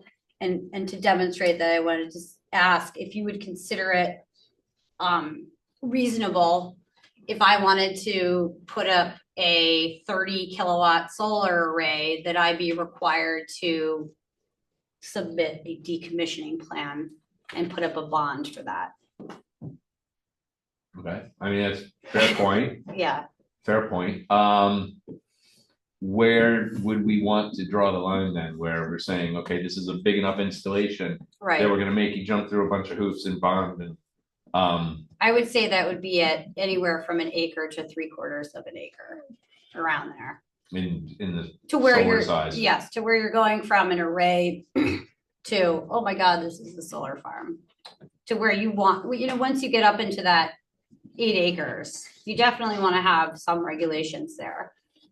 You know, that's a But you different feel if we're just ballpark. doing like a 3/4 to a 1 acre size facility that we don't need to do all of that requirements. Yeah. Okay. I think you have to have a separate requirement for that. Okay, we can look into that. So I forget who has their hands up. Yes. I guess just based on listening to all of the comments here, including the last ones from Gabriella and the former ones from the first gentleman who talked about agrivoltaics, it feels to me like maybe the committee could look into that a little more. I've read some things about where you can grow crops in these situations as well as have grazing. So maybe there's a lot more options than farmers around here even have looked into or are familiar with, and might make it more attractive to farmers.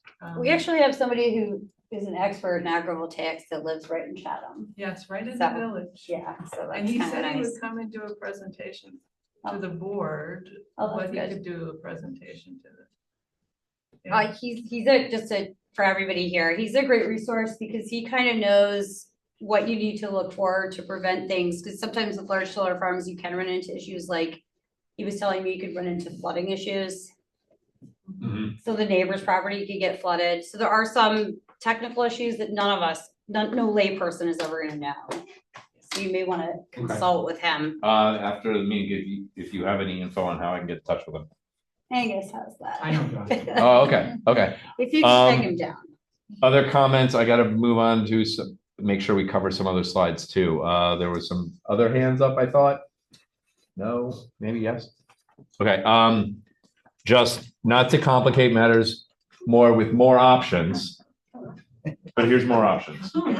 I mentioned this earlier, you know, we've been so far in this draft looking at protecting ag lands based on the soil types. And that makes sense, but it really only covers the ag part of it. The community preservation plan. So using the soil groups helps protect the agricultural land. It's easier to map and identify where they are because we effectively know where these are. It's not parcel specific, it's more about resource specific. But it only considers soils. It doesn't look at aquifers or any other elements. Whereas the community preservation plan would also help to protect agricultural lands because it takes those soils already into account. It would help protect other important resources that aren't just soils. The hard part is the scoring applies to the entire parcel.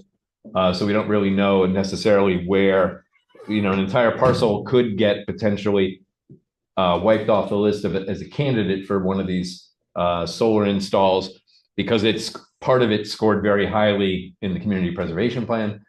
And we might not always know exactly what caused that. And the other thing is we would have to come up somehow, decide on what's the line. Anything above this line can't do solar on, or anything below that line. And it would be honestly somewhat arbitrary unless we can come up with a scientific way of coming up with it. So this is one of the things that we're struggling with right now. I think if we could make it work, the community preservation plan would be a more logical way of limiting this, but it's just more difficult. Yes. What other either structures or a pool, or is there something else that people put that follow along with the CPP? That they have to go through that to be able to? I'm not sure I followed the question. Is there anything else that, where does that apply? Like I put in a really big pool, it wouldn't have to go through this. No. The community preservation plan was largely developed because the town wants to be able to protect land, valuable land in the future. So, and if we have the ability to buy or put into protective ownership certain pieces of land throughout the town that we're like, hey, this is like a beautiful piece of land. We don't want to see this developed for many reasons.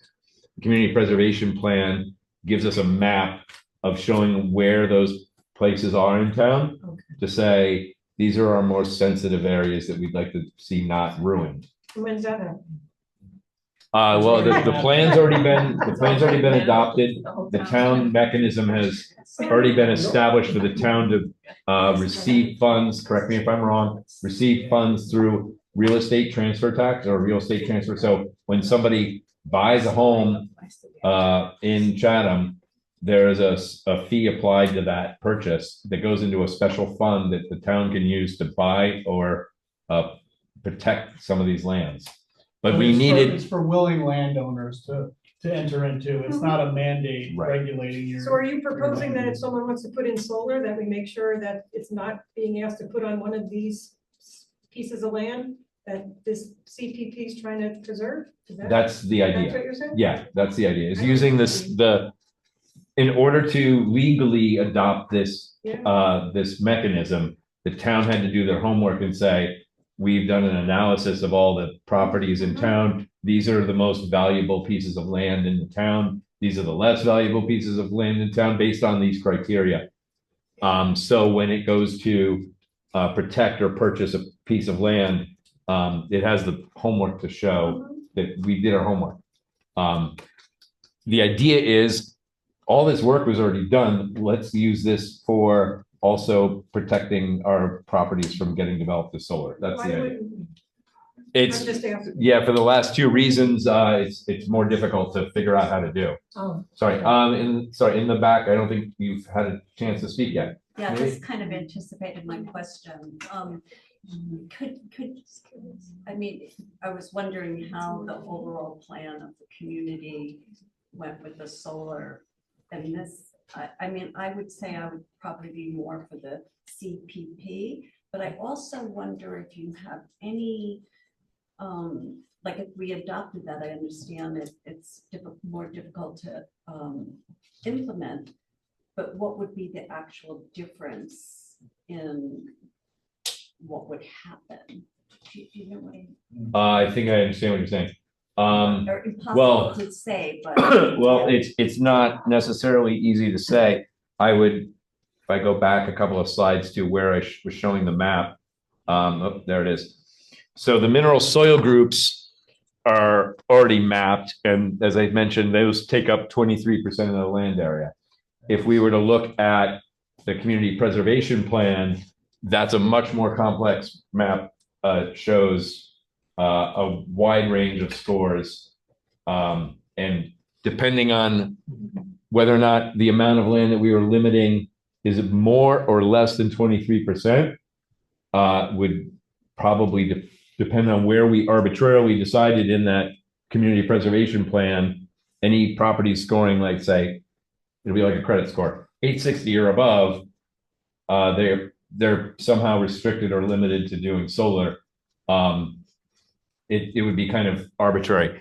The community preservation plan looks at just soils, whereas this is 20, so it would probably be a higher percentage of land than 23% if we use the community preservation plan, because the community preservation plan is looking at soils. It's also looking at water resources, aquifers, sensitive wildlife, endangered species, things like that. So why, besides that's harder to figure out, why would that be at a disadvantage? If we have, would that limit the solar availability to our detriment?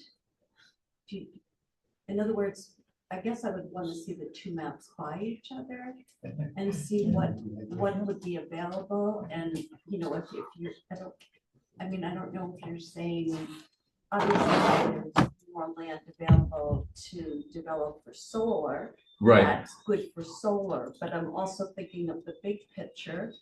And so what is the balance if we use the community preservation plan?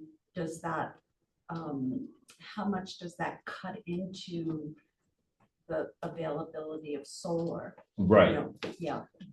Sorry, I was going to look for one of the maps in here, and I probably need to go to the appendix. I apologize, to find the maps. Again, the community preservation plan was looking at, it scores properties with numbers all the way from, between 0 and say 8,000, I think, based on overlapping all these different things that we care about. And then the properties that have the most overlap score higher. So we would have to arbitrarily come up with, well, any property that scored, say, 4,000 and above, we would provide some sort of restriction on solar. I apologize. Let me see if I can find. Well, I do personally think considering that, because besides the soil, the quality of the soil, wildlife or views, that kind of thing. Right. Yeah, and I don't know what I'm asking for, but that's what I'm saying. Okay. Another committee. Yes. Just on this point, so I understand the problem. Like, you have this, really fine-grained scoring system for this plan that you could choose arbitrarily, and you could kind of reverse engineer it to, allow however much solar we wanted in a way, right? By picking the number in the right place. I'm just wondering if at some point in your presentation, you said something that really struck me, which is like, we just care about how big the array is. We're just looking at acres. We don't really care about how much power it generates.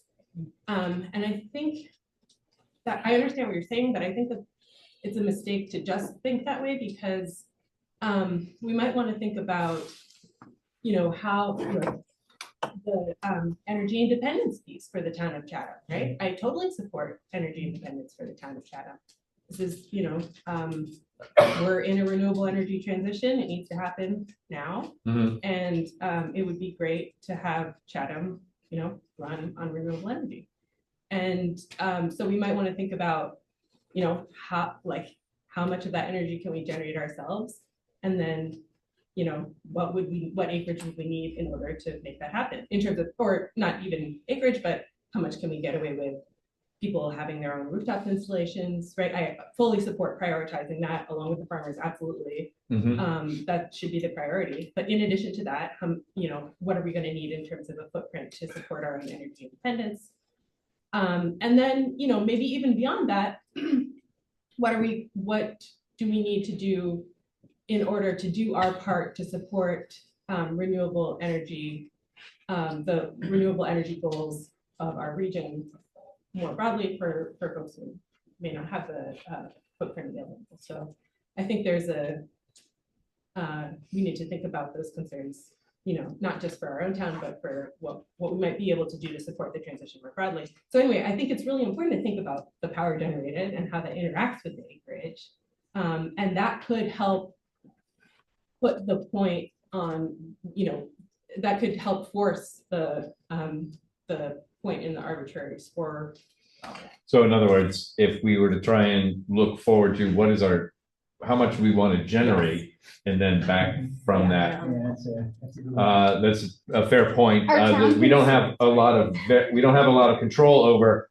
Yes, it'd be great if everybody could put solar on their roof, but the truth is not everybody can. We don't know who's going to. We have to make a lot of guesses and assumptions about, let's say, okay, well, 20% of the people will do this, and Yeah, back of the envelope stuff, I was thinking for residential, it's really not that much in terms of acres to get the town on solar. That was my impression. I don't know if once you add the schools and industry and blah, blah, blah, what the number actually looks like. But when I tried to do the calculation, I was surprised by how little it seemed.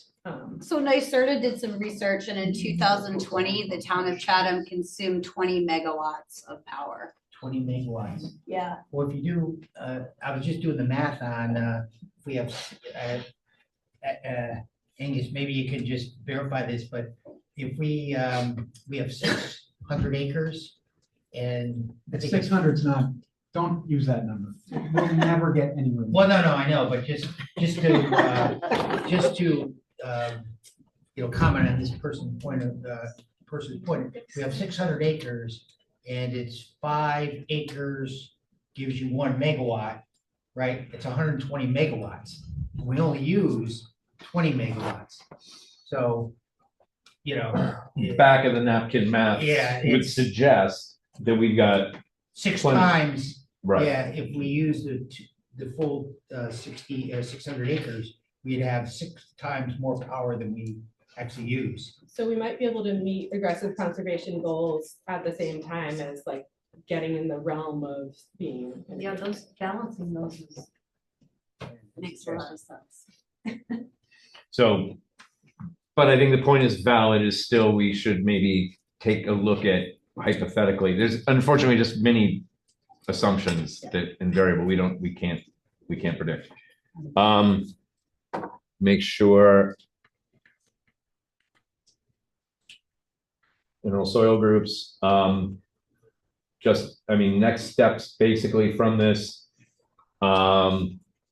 After this meeting, we're going to sit down with the solar committee and review the comments that we've gotten in. As I mentioned, the moratorium is likely going to be extended for another 6 months. It just works. Public hearings. But the public hearing hasn't happened yet, right? It's the 20th. Right. Okay, and then hopefully we'll get closer to revising and getting this law closer to adoption, because I don't think we can extend the moratorium. We have a hard deadline. I don't think we can extend the moratorium again, because now we're just pushing it. Can I ask a quick question? Wait, just one quick, I'm sorry to interrupt. Michael, and we didn't talk about this, so do you have a sense of how long you want to accept comments before we sit down, or 2 weeks, 10, how long? 2 weeks. 2 weeks. I mean, well, when's your We next, didn't talk about it, wait, I apologize. when is your next committee meeting? It would have been Monday, we're not gonna do it Monday, so, or my feeling is we're not gonna do it Monday, is that okay? Sounds like 2 weeks from now. So, I still take comments right now, but, I think just for going forward, if you get home or talk to a family member, or you want to submit some more comments, I believe this address will still take you to our comment form and you can submit some more comments, but, yes. Do you all have applications or people like at the door on the ready for the 30-acre ones? Just curious. Not that have come in front of the town board because they're aware that the current Right, but town do you know policy. of? Yes, we've actually had homeowners show us CAD drawings of, Okay, so, all right, one for that tier, the 30 acres, I was just curious. I can't remember the Oh, right, I acreage, the ones that didn't were know. showing me, but it was. I was wondering. about the- So Okay. I have to say, I've had phone calls from developers, you know, because they know we're working on the solar law. And, you know, all I can say is we don't know yet, but they are larger developers. So they're knocking at the door, which is why That's what I'm we're, wondering. Right, no. but we can't extend this moratorium much longer because we're pushing our luck. Yes, sorry. I would ask one of the board members to mention that the proposed moratorium extension is allows somewhat larger fields than 25, right? Is that not correct? 25 kilowatts. Yeah. Yeah, It's so, a little given the more applications that have come in and that are nearing the 25 standard, we are gonna open that up a little more to 75 kilowatts during the moratorium. But we're proposing that. We haven't voted that through. Right. That's one Okay. caveat. Sorry, So, Gabriella. We had an application on the planning board that we did not accept because the moratorium was pending in a week or so. And it was not in the industrial zone. And it was larger than 8 acres. I know that. I don't know. Since we didn't take the paperwork, I don't remember the exact acreage. Why did it go to you? It should have been denied at the building permit, the building. They went to the building and they came to us as well. They went to both. Okay. Thank Any you. other comments or questions? Yes. Oh, no, I was gonna Oh. just appreciating all the amount of work that went into Yeah, this. thank you. Oh. I like hearing that.